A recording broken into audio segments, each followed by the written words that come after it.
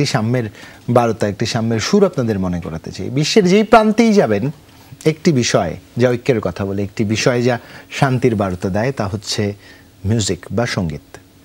তা আপনি বিশ্বের যে প্রান্তে যেই শুনেন না কেন, শান্তি প্রতিষ্ঠার ক্ষেত্রে কিংবা ভ্রাতৃত্ববোধের উচ্চারণের ক্ষেত্রে কোথাও না কোথাও সঙ্গীতের এক চমৎকার যোগসূত্র পাওয়া যায়, যে যোগসূত্র আমাদেরকে মানব সভ্যতার ইতিহাসে এক বিনুনিতে গেঁথে রেখেছে, যা যত বেশি আপনি উপলব্ধি করবার সুযোগ পাবেন তত বেশি আপনি বিস্ময়ে বিস্মিত হবেন। সেই সঙ্গীত নিয়ে কাজ করা একজন আমাদের সাথে আছেন, আজ তার সাথে আলাপ করতে চাই। আমাদের সাথে আছেন ইফতেখার আনোয়ার, যিনি প্রতিষ্ঠাতা ক্লাসিক্যাল মিউজিক একাডেমি। স্বাগত, শুভ সকাল, কেমন আছেন আপনি? শুভ সকাল। আপনাদেরকেও শুভ সকাল। আমি ভালো আছি, ধন্যবাদ। আশা করি আপনারাও ভালো আছেন, এবং যমুনা টিভিকে ধন্যবাদ আমাকে আমন্ত্রণ জানানোর জন্য। আচ্ছা, এই যে আমরা আজকের সকালের আয়োজন আপনার সাথে শুরু করলাম, উদ্দেশ্য তো আমাদের একটা আছেই। আপনি একটু সুন্দর করে যদি বলতেন কি আয়োজন নিয়ে আজকে আমরা বসেছি, পুরো ব্যাপারটা।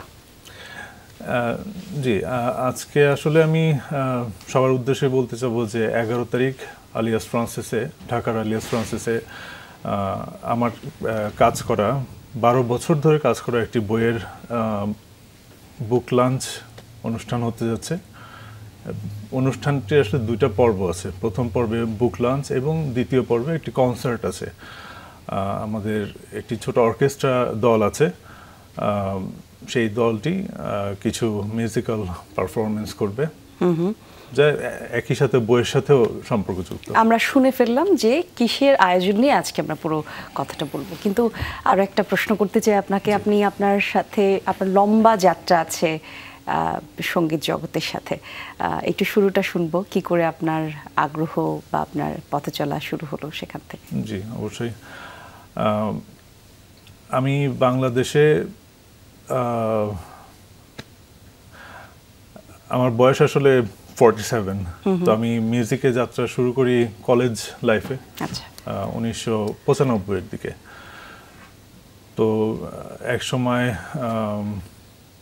আমি গ্রিসে যাই 1998 সালে ক্লাসিক্যাল গিটারের উপরে পড়াশোনা করতে, এবং গ্রিস থেকে ফিরে আসি 2001-এ, এবং 2002-তে আমি আমেরিকায় চলে যাই ক্লাসিক্যাল গিটারের উপরেই অনার্স করার জন্য। সেখানে অনার্স মাস্টার্স শেষ করি।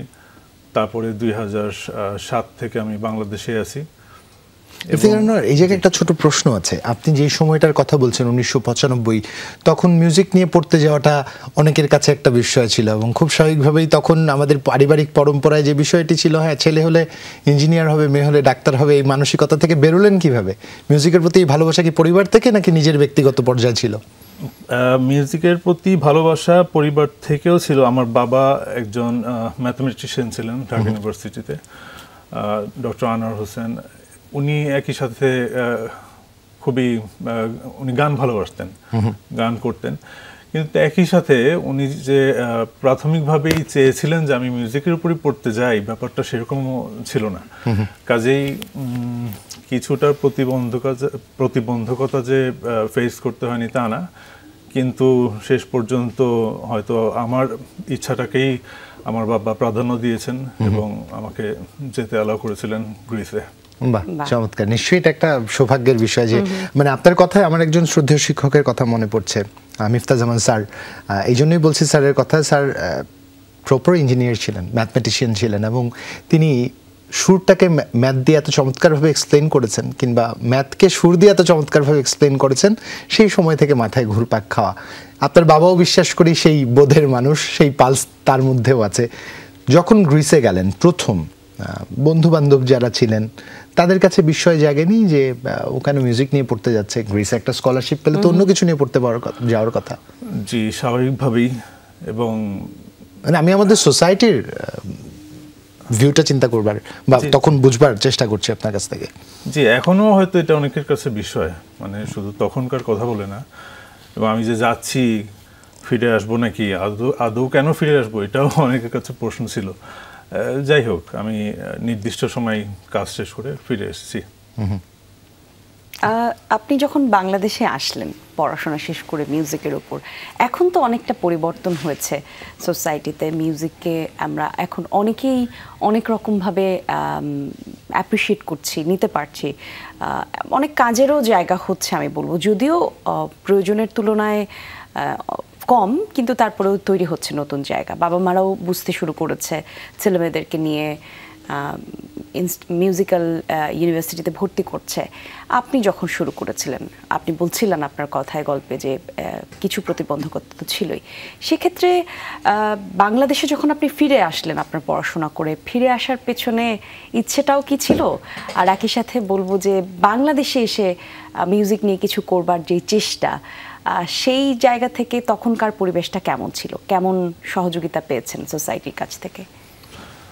আচ্ছা, আমি যেহেতু ক্লাসিক্যাল গিটার শিখতে চাই, আমি এই ইনস্ট্রুমেন্টারি পরিপ্রেক্ষিতটা বোঝানোর চেষ্টা করব, তাহলেই সবাই হয়তো তাড়াতাড়ি বুঝতে পারবেন।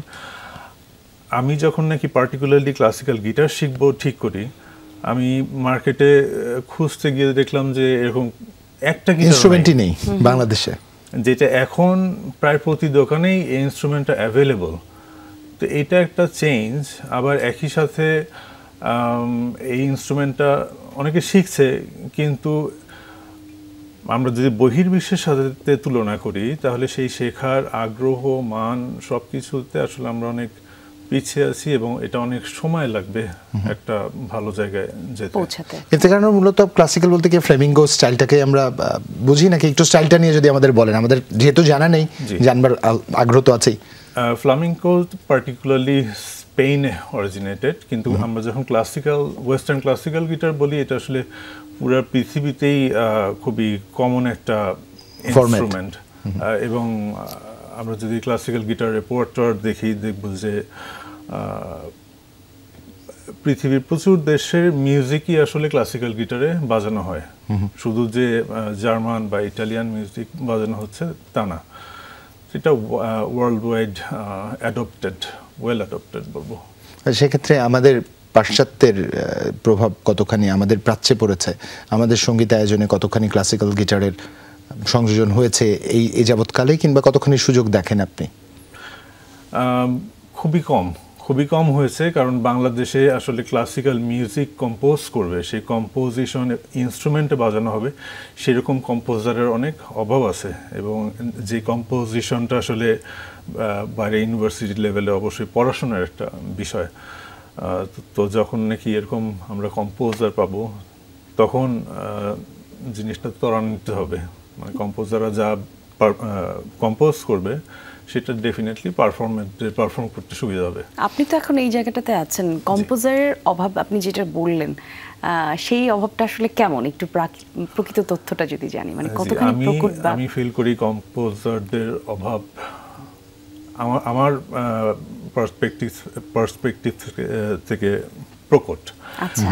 কারণ হচ্ছে ইউনিভার্সিটিতে গিয়ে কম্পোজিশন স্টাডি করেছে এরকম আসলে বাংলাদেশের লোকজন খুবই কম। আচ্ছা। কম্পোজার শব্দটি যদিও অনেকের কাছে অনেক রকম ব্যাখ্যা দ্বারা করে, এবং তাতে কোনো ভুল নাই। মানে কম্পোজিশন শিখেও কেউ কম্পোজার হতে পারে, আবার কম্পোজিশন না শিখেও জিনিসটা সম্ভব। কিন্তু যেটা বললাম যে মিউজিক কম্পোজিশন দেখে যে বাজানোর বিষয়টা, সেটার জন্য অবশ্যই মিউজিকের উপর, কম্পোজিশনের উপর পড়াশোনা করতে হবে, না হলে আসলে আমরা বহির্বিশ্বের সাথে কানেক্ট করতে পারবো না। মানে মূলত আপনি ক্লাসিক্যাল যে নোটগুলোর কথা বলছেন, নোট রিড করতে পারা এবং সেই অনুযায়ী প্লে করতে পারা। ইফতেখার আনোয়ার, আপনার সাথে এই আলাপচারিতা আমাদের চলবে, একটা বিরতির সময় হয়েছে।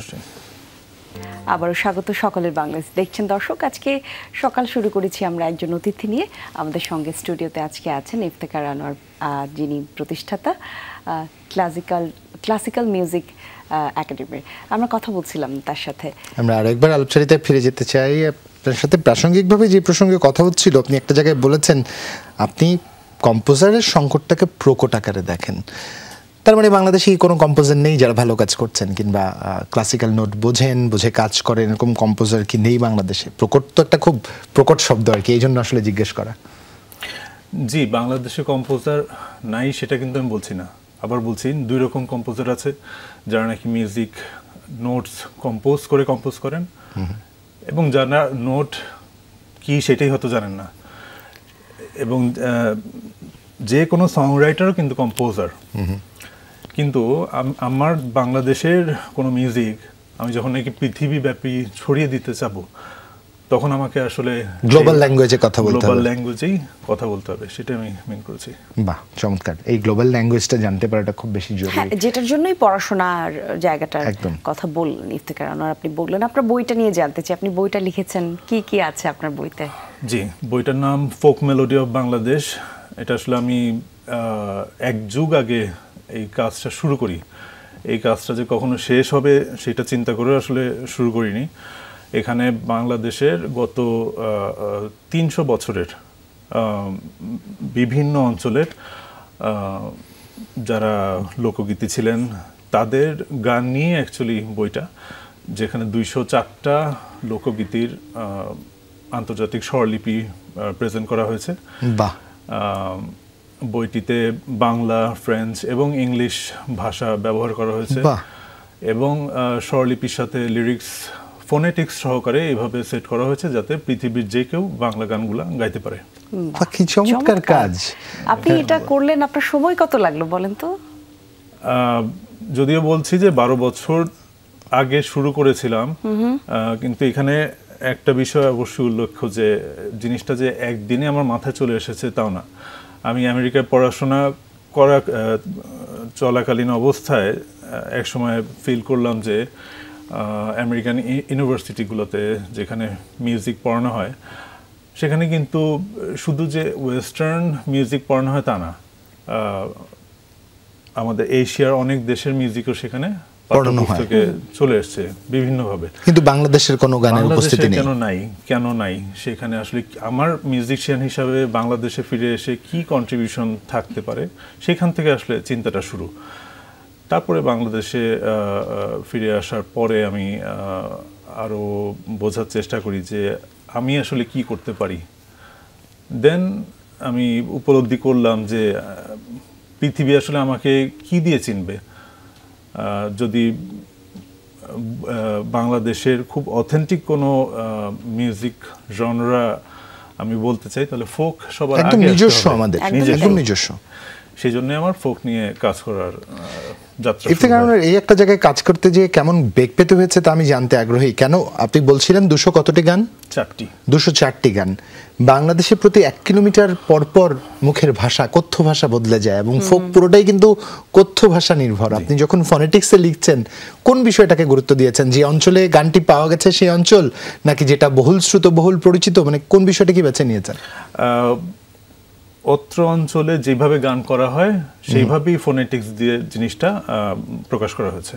আচ্ছা, এখন আপনি যখন এটা তৈরি করলেন, আপনি নিশ্চয়ই পুরো বইটাকে যখন তৈরি করা হয়ে গেছে সেটা নিয়ে আগ্রহ থাকে প্রচুর, নতুন কিছু যখন হয়, এবং সেটা একটা পরীক্ষা নিরীক্ষার মধ্য দিয়েও অনেকে নিয়ে থাকেন যদি সেরকম সুযোগ থাকে। আপনি কোনো বিদেশিকে দিয়ে আপনার বইয়ের সেরকম চেষ্টা বা কোনো একটা জায়গাতে পড়ে দেখা বা তাদের ফনেটিক্সগুলো দিয়ে একটা গানটা শুনে দেখার চেষ্টা, এরকম কিছু করা হয়েছে? এটা অ্যাকচুয়ালি আলিয়াস ফ্রান্সিসের ওয়েবসাইটেও দেয়া আছে। যখন নাকি বইটার কাজ হয়ে গিয়েছে তখন এখান থেকে 2টা গান আমি কলম্বিয়াতে আমার কিছু ফ্রেন্ডস আছে, তাদেরকে পাঠালাম ইউনিভার্সিটি অফ লস আন্দেসে, এবং সেখানের কয়েকজন স্টুডেন্টস বই থেকে 2টা গান পারফর্ম করেছে, যেটা আলিয়াস ফ্রান্সিসের ওয়েবসাইটে গেলে দেখতে পাবেন। আপনি যেহেতু একজন কম্পোজার হিসেবে কাজ করছেন, অ্যাকিউরেসির বিচারে একটু জানতে চাই আপনার ফিডব্যাকটা কতখানি was close to our tone and pattern and texture? এটা খুবই গুরুত্বপূর্ণ প্রশ্ন। কেউ যদি এই বইতে দেওয়া প্রোনাউন্সিয়েশন গাইডলাইন ফলো করে, যারা নাকি প্রফেশনাল সিঙ্গার, তারা বাংলার খুবই কাছাকাছি পৌঁছে যাবে। হয়তো স্টুডেন্টস, ইউনিভার্সিটির স্টুডেন্টস লেভেলদের একটু সময় লাগবে, কিন্তু আমি যেটা দেখেছি কলম্বিয়ান ইউনিভার্সিটির স্টুডেন্টসদের মধ্যে কেউ কেউ দেখিয়েছে, মানে আমার কাছে অনেকে শুনে বলেছে যে তাদের কাছে মনে হয়েছে যে সিঙ্গার সে অ্যাকচুয়ালি বাংলাদেশি। ওয়াও, বাহ, চমৎকার। ইফতেখার এটা তো আনোয়ার, আসলে একটু বাড়তি করে কৃতজ্ঞতা আপনাকে জানাতেই হ্যাঁ, হয়। জানতে কেন তো জানাতে হয়। হয়? বাংলাকে বিশ্ব দরবারে পৌঁছে নিয়ে যাওয়ার জন্য আমরা কাজ করেছি। বাংলা আন্তর্জাতিক মাতৃভাষা হিসেবে স্বীকৃতি পেয়েছে, মাতৃভাষা দিবস হিসেবে উদযাপিত হচ্ছে 21 ফেব্রুয়ারি, যেটা নিঃসন্দেহে আমাদের পরম প্রাপ্তি। কারণ এর পিছনে আমাদের যে ত্যাগ, তিতিক্ষা এবং যে বিসর্জন, সেই গল্প বিশ্ববাসীর জানাটা অনেক প্রয়োজন ছিল। সেই একটা জায়গায় আপনি আমাদের নিজস্ব স্বকীয়তার যে গানগুলো, বাংলা ফোক গান বা অঞ্চলভিত্তিক যে গানগুলো ছিল, তাকে বিশ্বায়িত করছেন, তাকে বিশ্বায়নের এক অন্য মাত্রায় নিয়ে গেছেন, যেখান থেকে বিশ্বের যে কোনো প্রান্ত থেকে বসে বাংলা ফোক গান গাইতে পারবে, জানতে পারবে। শুনতেই তো একটা কেমন যেন ভালো লাগে কাজ ভালো করছে। আমি লাগছে প্যারিসের এবং কোনো রাস্তায় বসে শুনবো আমার একদম। ভাওয়াইয়া কিংবা আমার মুর্শিদি কোনো একটি গান কেউ একজন গেয়ে উঠছেন, এটা ভাবতেই ভালো লাগে। ভাবতেই ভালো লাগে। এবং একই সাথে আপনার এই যে প্রচেষ্টাটা, আপনি এত লম্বা সময় কাজ করে আপনি শেষ করতে পেরেছেন, এর জন্য আপনাকে শুভকামনা। এবং আপনার বইটা তো 11 তারিখ 10 তারিখ 11 তারিখ আচ্ছা 11 তারিখ আপনারা প্রোগ্রামটা করছেন, সেই প্রোগ্রামের জন্য শুভকামনা। আপনার এই জার্নিতে সুন্দর অনেক কিছু ছিল নিশ্চয়ই, সেই গল্প থেকে কোনো একটা ভালো লাগার গল্প শুনবো। আর শুনতে চাই প্রতিবন্ধকতা কি ছিল পুরোটা জার্নিতে, সেই গল্পটাও। ভালো লাগা, প্রতিবন্ধকতা দুইটাই ছিল। এখন ভালো লাগার বিষয় আমি এভাবে বলতে চাই যে আমি যে প্রথম থেকে শুরু করে এটা শেষ করতে পেরেছি, এটাই আসলে ভালো লাগার সবচেয়ে বড় জায়গা। প্রচুর মানুষের সাথে আমার পরিচয় হয়েছে এই লোকজগতের।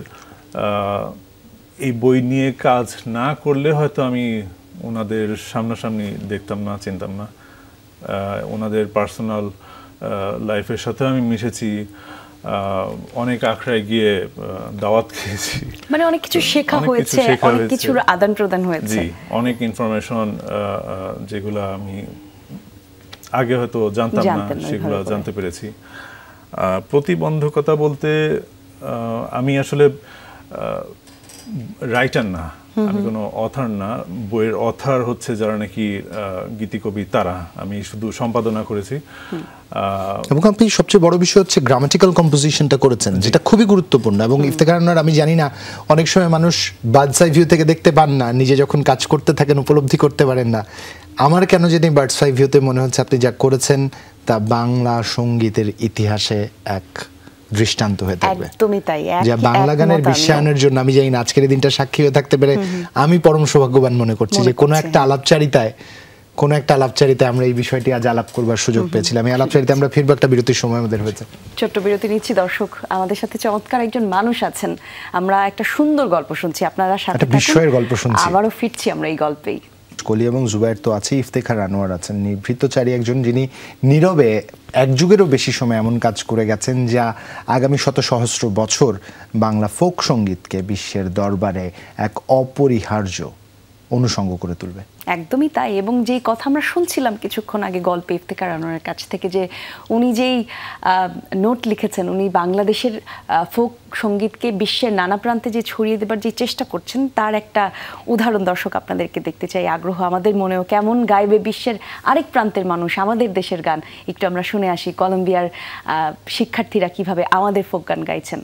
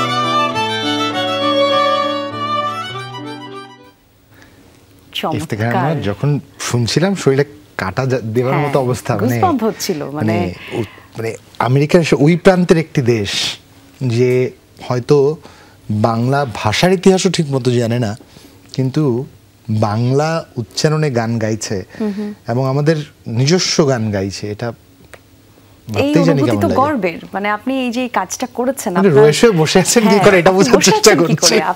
আপনি যখন আপনার অনুভূতিটা বলেন, আপনি যখন কলম্বিয়ার স্টুডেন্টদেরকে দেখলেন ওরা এরকম গান গেয়ে পাঠালো, কেমন লেগেছে আপনার?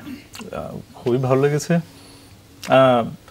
অ্যাকচুয়ালি আমি যেহেতু পুরো জিনিসটা থিওরিটিক্যালি চিন্তা করেছি যে কিভাবে আগালে, কিভাবে কাজ করলে ফাইনাল আউটপুট কি হতে পারে, কাজে আমি কিছুটা হলে বুঝতে পারছিলাম যে আলটিমেট রেজাল্ট কি হবে। আমি অবশ্যই আনন্দিত এবং 11 তারিখের অপেক্ষায় আছি। চমৎকার। এই পুরো বললাম না, মানুষ যখন জার্নি দিয়ে যায় তখন দেখে না, বার্ডস আই ভিউতে আমরা দেখতে পারি। ইফতেখার আনোয়ারের ভাষা এটা খুব সাধারণ একটি বিষয় ছিল, আমি তো জানতাম কি হতে যাচ্ছে বা কি হবে, বা আদতে এটা কি বিস্ময়ের বিষয় হয়ে দাঁড়ালো, এটা আমাদের মতো সাধারণ মানুষ যারা খুব বেশি বুঝি না তাদের কান অন্তত সাক্ষী থেকে গেল। একদমই তাই। এবং রাষ্ট্রীয় পর্যায়ে যদি এই গবেষণাটাকে আরো বেশি ত্বরান্বিত করা যেত কলি, নিঃসন্দেহে আরো অনন্য মাত্রায় পৌঁছতো। সবচেয়ে বড় কথা হচ্ছে জুবাইর, আপনি দেখেন এটা 2024-এ আমরা বসে আছি, এখনো পর্যন্ত এই উদ্যোগ বা এই অনুভূতি জানি না আমরা আমাদের অনুভূতিতে কেন কড়া নাড়েনি এর আগে, এটাও একটা বড় প্রশ্ন। মানে আমরা অনেক কিছুতেই তো এগিয়ে গেছি, আমরা সামনের দিকে আগাচ্ছি, কথা বলছি, আমরা বিশ্বের সাথে তাল মিলিয়ে চলবার কথা বলছি, কিন্তু যেখানে ভাষা এক, যেই ভাষা পুরো পৃথিবীর জন্য, পৃথিবীর সব মানুষের জন্য এক, যেটা মানুষকে একত্রিত করে জাতি, ধর্ম, বর্ণ নির্বিশেষে, সেটা হচ্ছে সঙ্গীত, সঙ্গীতের ভাষা, যেটা জুবাইর শুরুতেই বলছিলেন। সেই জায়গাতে আসলে আমরা এত দেরি কেন, তাহলে সেই দরজায় করাঘাত করতে এত সময় কেন লাগলো? আমার সিলেটের শেষ প্রান্তে বসে যে গানটি গাইছে মনের ব্যাকুলতায়, সেই সুর কেন এখন অবধি কলম্বিয়া পর্যন্ত পৌঁছাতে পারলো না? কেন আমাদের সময় লেগে গেল এত? কি মনে হয় আপনার? আমাকে যদি পার্সোনালি কোয়েশ্চেন করেন তাহলে আমি বলবো যে ল্যাঙ্গুয়েজ একটা ব্যারিয়ার।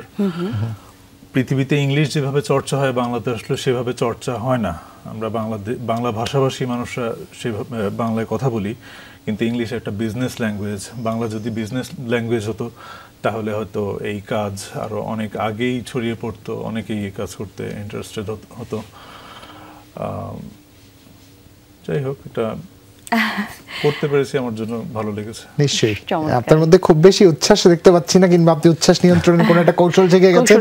আপনার কাছে ফ্রিকোয়েন্সি নোটের যেহেতু দক্ষতা আছে, স্প্যানিশ ভাষাভাষীরা বাংলা একটি গান করেছিল, আমাদের কাছে তার কিছু অংশ আছে, আমরা একটু দর্শকদের এই মুহূর্তে শোনাতে চাই, সাক্ষী করে রাখতে চাই।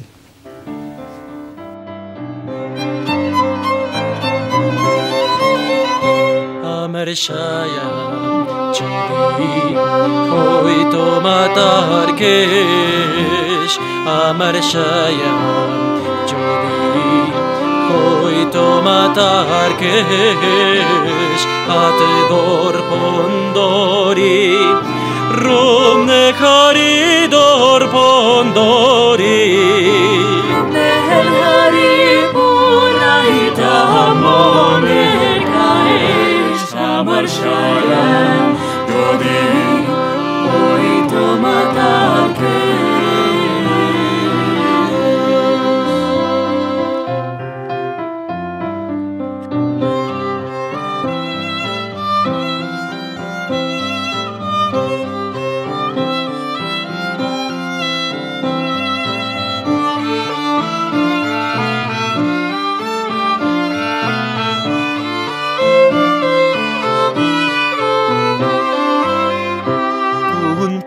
Lesu condilo ia kushumo chamili diago